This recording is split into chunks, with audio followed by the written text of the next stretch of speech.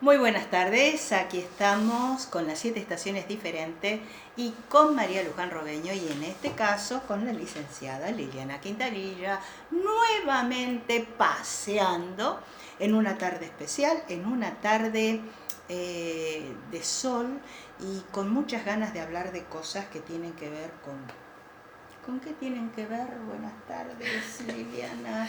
Buenas tardes, María Luján. Ver? Me siento realmente muy contenta de estar de nuevo acá.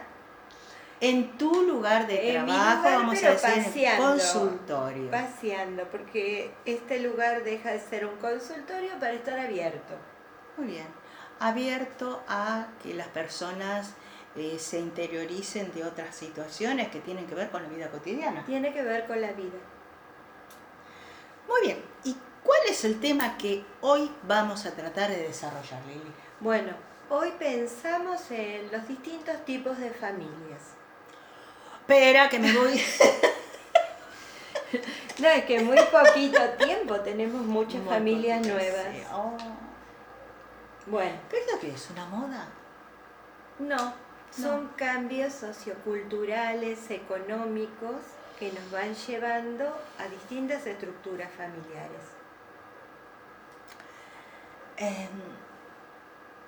Cambios. Pero la vida es un cambio constante. Por eso mismo cambian las familias. ¿Y la cultura? La cultura también. ¿Y la educación? También. No queda nada librado al azar. Muchas cosas.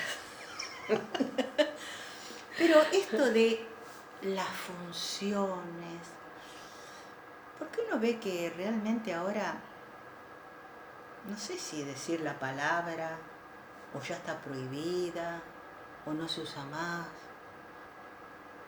matrimonio, pareja, despareja? Bueno, estoy condicionada. por eso hay distintos tipos de familia. Los tuyos, los míos, los de los otros. Y ahora les vamos a tratar de poner los nombres. Oh. Y cuando vos muy bien hablaste de funciones, vamos a ver qué pasa con las funciones en los distintos tipos de familia. Hay muchos distintos. Y mira, voy a tratar de acordármelo.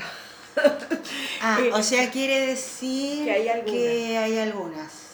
Bueno, siempre volvemos a la etiología o a los orígenes de las palabras, ¿no? Perfecto. Familia. Bien. Viene del vocablo latín famulus, que apunta a un lugar donde hay gente que comparte una vida. Originalmente, famulus quiere decir sirviente. En la época donde estaba el amo con su familia y los sirvientes, todos en una comunidad, el vocablo latín famulus significa sirviente. Estamos hablando claro, estamos hablando de la parte histórica, pero esa convivencia apunta a eso, a gente que vive junta. Ajá, bajo el mismo techo. Claro. En un lugar. En ese momento, yo no voy a entrar en la historia no, pero les quería marcar de dónde surge el vocablo familia, ¿no? Viene, ¡qué lindo! Sí, a mí me encanta siempre buscar los orígenes. El problema son las funciones en esta época. Bueno, pero quédate tranquila, porque sí, en serio, siempre con actitudes esperanzadas, esa es la idea nuestra, ¿no? Bueno, está bien. Transmitir ese mensaje. Bueno, dejemos en las comunidades con sirvientes y amos y estamos hablando de una de las primeras familias que fue la extensa. ¿Te acordás las casas de los campaneros? Las casas grandes donde había abuelos, bisabuelos. Todos juntos en un mismo lugar, la casa chorizo. Otro tipo de casas, tipo pero era bastante conventillo, común. le llamaban a algunos. Claro, pero en este caso, en el conventillo que son otras familias. Claro, acá estoy hablando de una familia que tiene vínculos afectivos. O sea, las grandes familias de muchas personas viviendo en un determinado lugar y casi Claro, todos en un juntos, hábitat común. que se juntaban en la mesa grande. Claro, en la mesa grande, pero también había abuelos o Sí. bis que cuidaban a los más chicos Sí. y adultos que muchas veces cuidaban a los abuelos. Una comunidad. Claro, con roles a desempeñar, ¿no? Pero las épocas cambiaron. Bueno, las épocas cambiaron. A ver. A través de los cambios laborales, de las horas que las mujeres tuvieron que enfrentar fuera de la casa, a una cuestión económica que tenía que ver también donde vivimos, se achica las casas y empezamos a hablar de las familias nucleares. Familias nucleares. Papá, es como que mamá, más chiquitito. hijos. Solamente así. Mamá, papá, hijos. Puede haber O sea, abuelos, más pero no chiquito. es lo común. Ujú. La otra era extensa, esta se achicó. Ya se achicó. Bueno, vamos a seguir achicando. ¿Todavía más? A raíz Ay, Lili. de divorcios, de fallecimientos, de Sí. abandonos o ausencias de alguno de los papás, llegamos a otro tipo de familias que son las monoparentales, donde hay un papá, un progenitor que se hace cargo de la crianza y el cuidado de los hijos. Un papá, Puede ser mamá mamá o papá, o papá. que se hace cargo de la crianza de los hijos. O sea, mamá o papá solo con sus hijos. Claro, monoparentales. Ajá. Bueno, seguimos evolucionando. Ah, yo creo que ibas a decir más chiquito. No, No, ya no, me no. estás asustando. No, las nuevas familias, a raíz de la nueva legislación, el casamiento o los matrimonios gay, Ujú. llegamos a lo que serían las familias homoparentales, donde hay dos hombres o dos mujeres que desarrollan funciones paternas y maternas. Ah, de igual manera desarrollan la función de mamá y papá. A eso voy, eso es lo importante. Funciones. Después tenemos Ujú. familias que son poliparentales, donde hay muchos papás y muchas mamás, pero eso no lo tenemos en Occidente. Por suerte.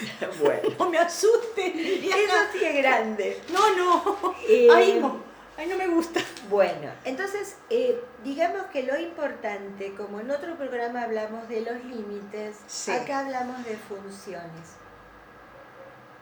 Me preocupa esto porque estás hablando de, o sea, el cambio radical que se fue dando a través de las distintas épocas, donde las funciones también cambian.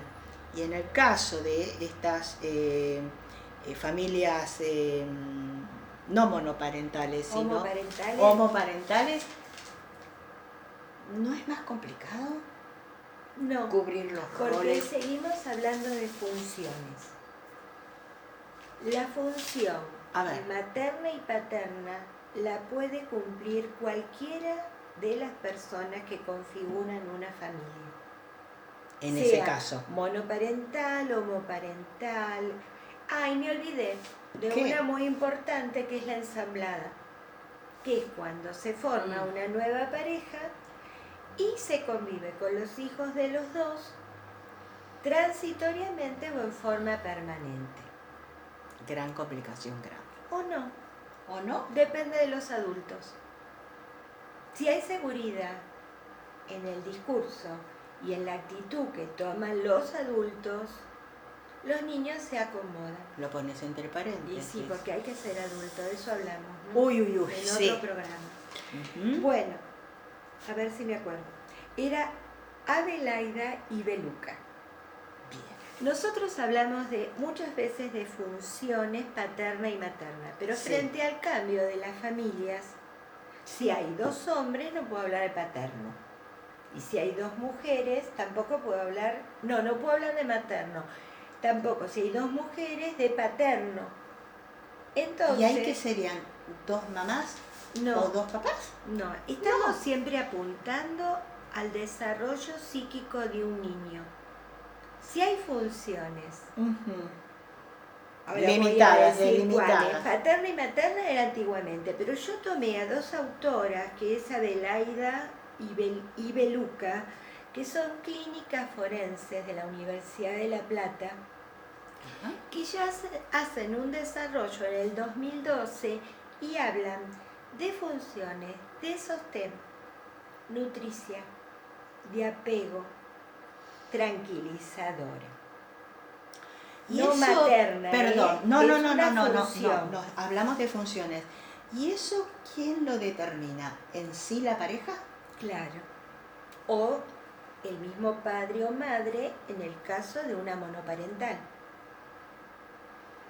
O sea, una mamá o un papá solo criando puede desempeñar funciones de apego, de sostén, como hablamos, ¿no? Que el primer tiempo en un bebé es mucha gratificación y abastecimiento. Sí, por supuesto.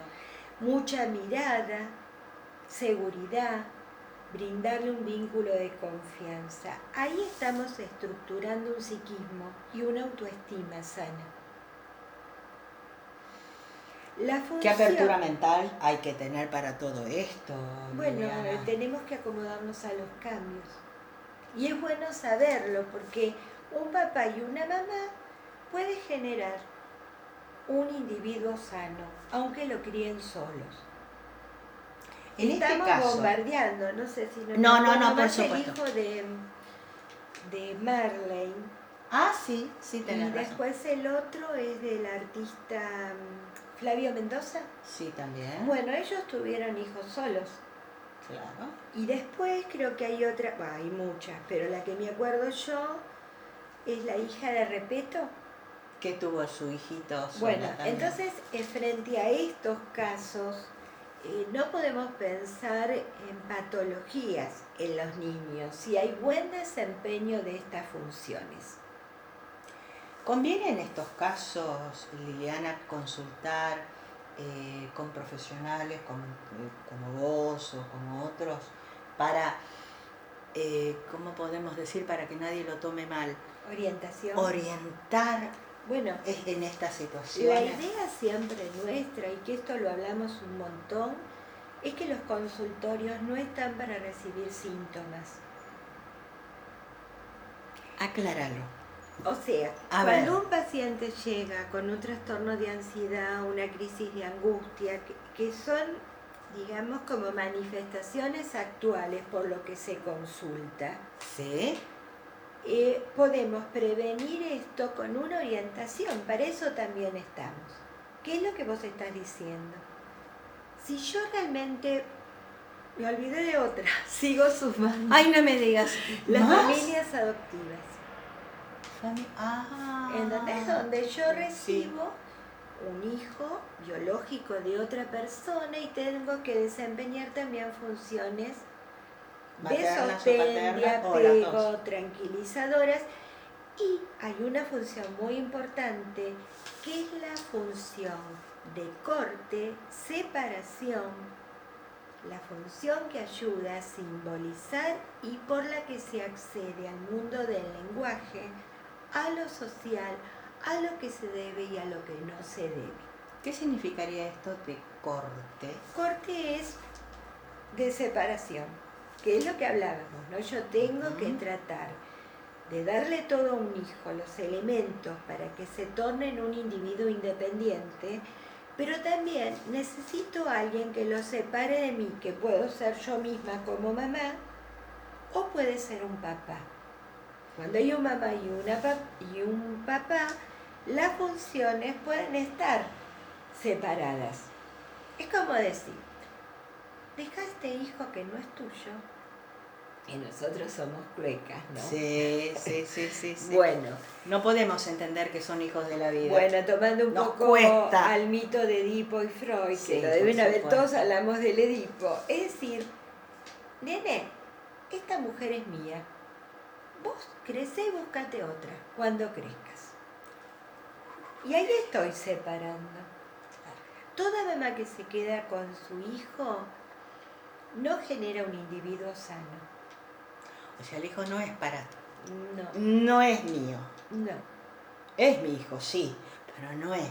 Es un ser Es un independiente. ser humano que necesita Por eso vivir. cuando uno tiene deseo de hijo, siempre está pensando en un otro que va a tener que ayudar a crecer, ayudarlo a desarrollar, ayudarlo a ponerle buenos límites, como hablábamos en Claro, en otro programa. y tratando de entender cuáles son nuestras funciones como progenitores. La verdad que no es fácil. No es fácil porque son muchos cambios en muy poco tiempo. Y que nos tenemos que adaptar Porque todos. vos pensás, yo hablé de familia extensa, que estaría relacionada con nuestros abuelos y bis. Y sí. Si los conocimos, sí, ¿no? sí, Pero sí. uno iba, eran Y las yo tuve grandes una mesas. familia extensa y la verdad, me acuerdo, estaba con mis abuelos, había hasta tías que estaban ahí, Claro. La mesa era extensa Había realmente. tías solteras o tíos Sí, solteros. primos. Claro. Era extensa realmente. Por eso, pero no pasó mucho, eran 2 generaciones atrás. Vos fíjate, desde esta primitiva familia, Todo lo que ha pasado. todas a las que llegamos, ¿no? Pero acá lo esencial es la función. O sea, cubrir el rol que corresponde cada uno sin pasar los límites. Claro, y pensar que frente a los cambios, las funciones pueden ser desempeñadas por un hombre o por una mujer. Por eso yo traje el aporte de estas 2 psicólogas, porque uno dice, bueno, función paterna. Si yo tengo 2 mamás en esta familia, Claro, ¿cómo cubrís la función paterna? porque paterna está más relacionado a un género que es un concepto social. Materno también. Claro, por supuesto. Entonces sería función de sostén, de apego, de seguridad y una función de corte separadora donde están incluidos los valores y las normas, por lo cual un individuo accede a una comunidad. Se me ocurre, esto está determinado en esta época, se respeta en las instituciones educativas o está costando mucho entenderlo, asimilarlo. Yo creo que depende de la comunidad. Por ejemplo, hay comunidades que hay más papás separados que viviendo casados o en concubinato. Claro. Entonces eso también marca otra conceptualización en cómo ve la familia al niño. Pero bueno, creo que siempre volvemos al término de asimetría. Sí. Adultos a cuidar, donde transmiten conceptos desde la propia seguridad. Sí, se puede lograr, ¿no? Sí, no, por supuesto. Pero también la ayuda de profesionales como en este caso vos o cualquiera de tus compañeros es también necesaria. Por eso decía que a veces es preferible hacer una consulta y aclarar todas estas dudas, porque uno tiene un montón. No, por supuesto. Nosotros como profesionales también tuvimos que informarnos, estudiar por la cantidad de cambios que hay. O sea, sobre todo en lo que es la estructura familiar. Y en este caso, como profesional, aceptar todo esto, ¿te llevó mucho tiempo? Mientras sean adultos, no. Jamás. ¿Entendés? A mí no me llevó mucho tiempo porque vos escuchás a las personas que tienen distintos tipos de familia, los papás, ¿no? Que resuelven. Sí, no, por supuesto. Y por mientras supuesto. lo hagan con deseo y respetando a los más chicos, yo creo que no lleva tiempo asimilarlo. Sí, a lo mejor para otras personas que no están dentro del contexto psicológico. ¿Y cómo pueden ayudar las instituciones a que esto sea más, no sé si aceptar, entender, ¿No se está refiriendo a la escuela? a las instituciones educativas? les cuesta un montón, Uy, uy, uy. porque los cambios se dan muy rápido. O sea, la vez pasada nos invitaron a dar una charla sobre educación sexual infantil. Hay una ley que es el ESI, la educación sexual integrada, que funciona, está delegada en el 2006 y todavía le cuesta a la institución transmitirla y a los propios padres aceptarlo. Pero yo creo que eso ya viene desde los propios adultos, claro, con represiones. Claro. Yo siempre les digo, ustedes piensen, antes de pensar en el nene, ¿qué les moviliza a ustedes este tema? ¿Preguntan los padres? Mi pregunta es hacia los grupos de padres. ¿Y responden? Se quedan mirando. Entonces, claro, es un poco como que antes de contestar, no nos damos el permiso. Es preguntar por qué este concepto a mí me produce temor y claro, por qué no lo puedo transmitir. Porque la idea por el temor a lo desconocido de esta ley fue primero aceptar la diversidad. Sí. Y después también evitar el abuso sexual infantil.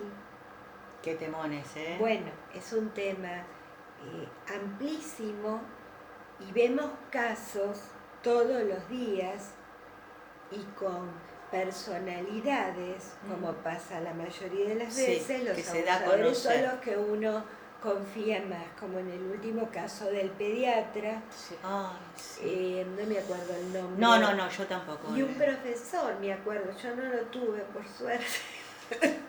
Pero sí las generaciones que me siguieron, un tal Cosi que escribía sobre infancia, sobre sexualidad infantil y tenía una red de pedagogía. Claro.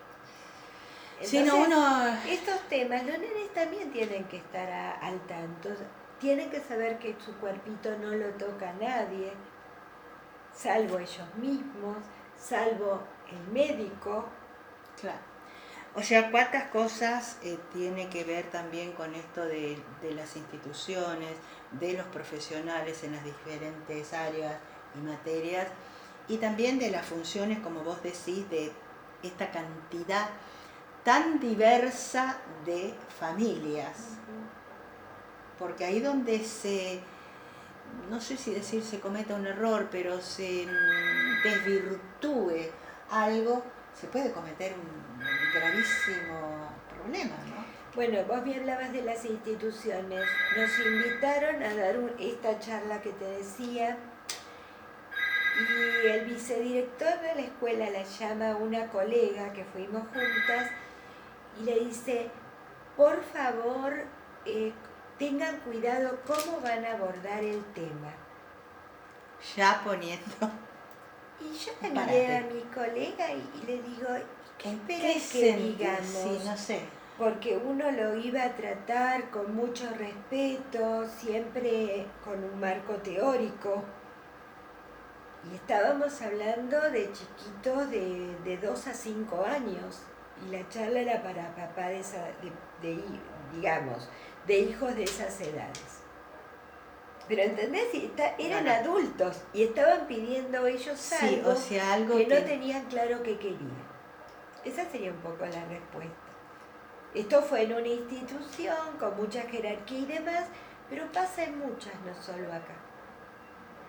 O sea que ahí va una cantidad de desconocimiento y de desinformación terrible. Y de poner en los niños cosas de los adultos. Bueno, eso también está como movilizado, yo creo que por el mal uso de la tecnología, ¿no? Bueno, es otro tema, ¿no? Es otro tema. Bueno, quedamos que las funciones no deben ser tiradas porque sí, sino tienen que ser bien. Porque son muy importantes. Claro. Una es constituyente de la autoestima. La de sostén, la de apego, la de generar seguridad. Cuando vemos un nene alegre, que juega, que se conecta con los otros, decimos, es un nene que tuvo una buena función de apego. Cuando tenemos un nene que respeta a los demás, que acepta consignas y reglas, tuvo una función de corte, de ingreso a los límites, a los valores y a todo un sistema simbólico y un acceso al lenguaje. O sea, cuando digo esto, los nenes son cúmulo de afectos. Por supuesto. Cuando un nene, en vez de dar una patada, dice, estoy enojado por esto y por esto, hay una buena función de corte y simbolización. Cosa que a veces a los adultos nos pasa, que sentimos cosas, enojos, ira, y no nos salen las palabras. Y algunos, bueno, sí, tiene la acto, reacción, ¿no? la Llegan reacción al negativa, acto, por supuesto. Realmente, Lili, todas las veces que venimos y que vamos a seguir viniendo para hablar de todos estos temas que tienen que ver con la vida cotidiana, que tienen que ver con el aquí y ahora, que tienen que ver con cada una de las personas que nos rodean, es un mundo abierto, es un abanico interminable, el abanico circular que yo decía de los japoneses, que siempre nombré el abanico circular, ¿no? Qué hermosa es tu tarea, qué difícil. No sé, yo estoy enamorada de la psicología desde hace 37 años. Entonces, cuando uno hace las cosas con motivación y con amor, no son tan arduas. No, por Pese supuesto. que hay situaciones difíciles y algo que se me termina de ocurrir es la palabra culpa. La culpa y los papás. No sé por qué ya estamos cerrando, sí. ¿no? Yo creo que frente a la culpa tenemos que pensar, ¿por qué nos sentimos culpables?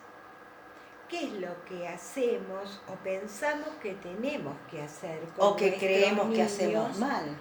Claro. O porque no conocemos. Pero esas son preguntas de papá o de mamá o de funciones, como dijimos. Pero nunca ponerlas en los nenes. Porque los nenes nos ven como algo lo más importante de sus vidas. Por lo menos en lo que sería la infancia, la primera y la segunda, hasta el acceso a la pubertad.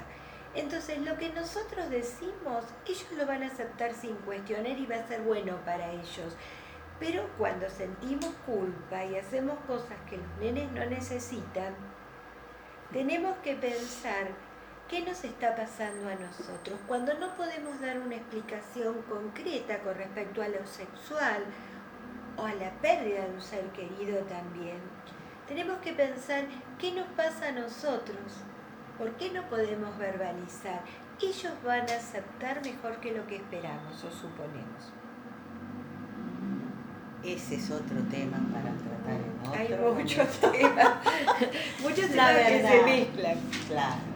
Y bueno, es toda una cadena, todo se interrelaciona y todo tiene que ver. Bueno, es la vida. Es la vida. Es la vida, nada más ni nada menos.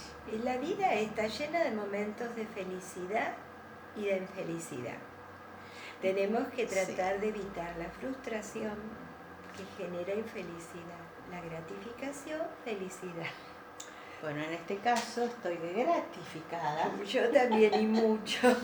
Porque las 7 estaciones diferentes, en este modo de pasear, bueno, se va encontrando con personas como vos que se abren para explicarle a todos de la manera más sencilla posible que todos tenemos que ver con todo está relacionado y todos tenemos fallas, tenemos cosas muy buenas, tenemos cosas no tan buenas. Para mejorar, si tenemos ganas. ¡Ey! Si no tenemos ganas hay que poner. Bueno, a veces se puede, a veces no. Y bueno, ese es otro tema. Bueno, hemos llegado también al final del programa del día de hoy, con las 7 estaciones diferentes y María Luján Robeño y con la licenciada Liliana Quintanilla en su casa no, digamos, en su consultorio. Y bueno, mientras ella me permita y me siga permitiendo, venir a hacer preguntas, a establecer a lo mejor algún temita para sentirnos un poquito mejor y no sentirnos culpables. No. ¿Cierto? Eso lo tenemos que pensar desde nosotros, no ponerlo a los niños, que es importante. No, es cierto. ¿Por qué sentimos culpa? ¿De dónde viene esa culpa? Y de lo contrario, consultar con ustedes. Bueno, sí, también está abierto el consultorio para salir y para entrar. O sea, hay una puerta para salir y una para entrar. Bueno, gracias Liliana, hasta la próxima. Bueno, y yo realmente te agradezco habernos gratificado y vivir un momento de felicidad. Exacto, y de conocimiento y de aprendizaje. Les vuelvo a recordar que para suscribirse a las 7 estaciones diferentes es muy fácil. Las 7 estaciones diferentes con María Luján Robeño, ya saben, se puede encontrar por YouTube y por Facebook. Y así, simplemente hasta la próxima. Vuelvo a agradecerle a Liliana y quién sabe qué me deparará el destino. Hasta la próxima.